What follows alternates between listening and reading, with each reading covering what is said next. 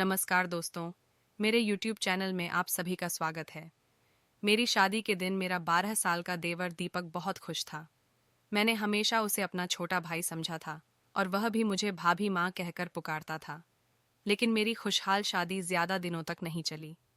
मेरे पति के अचानक निधन ने मेरी जिंदगी को अंधेरे में धकेल दिया। पति के जाने के बाद मैं बहुत अकेली हो गई थी। रात में अकेले सोने में डर लगता, इसलिए मैं अपने देवर को अपने पास सुलाने लगी। सर्दियों की रात थी और एक ही बिस्तर पर सोना मुझे अजीब सा लग रहा था। हालांकि दीपक सिर्फ 12 साल का था, मगर उसकी कदकाठी देखकर कोई भी उसे 18 साल का समझ सकता था। माँ की चेतावनी मेरी माँ ने शादी के वक्त ही मुझे समझाया था।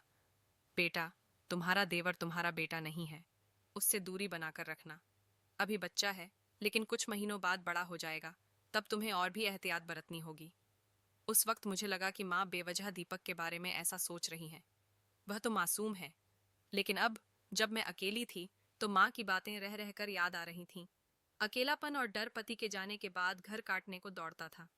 मेरी सास ससुर भी नहीं थे।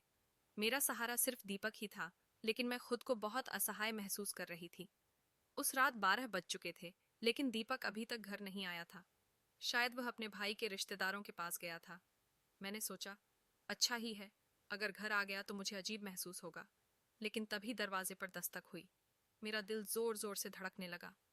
भाभी, दरवाजा खोलो, मैं हूं। डरते डरते मैंने दरवाजा खोला।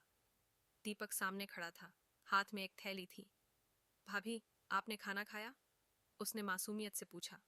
उसकी नजरें झुकी हुई थीं और हाथ में चावल से भरी थैली थी। भाभी, मुझे खाना बनाना नहीं आता, इसलिए आपके लिए होटल से चावल ले आया। आप खा लीजिए, वरना यूं ही भूखी मर जाएंगी। इतनी छोटी उम्र में भी दीपक मेरी परवाह कर रहा था। मेरी आंखें भर आईं। वह सच में मासूम था। और मैं क्यों बेवजह उस पर शक कर रही थी? ये कहानी भावनाओं से भरी है और एक विधवा और उसके मासूम देवर के रिश्ते को दर्शाती है।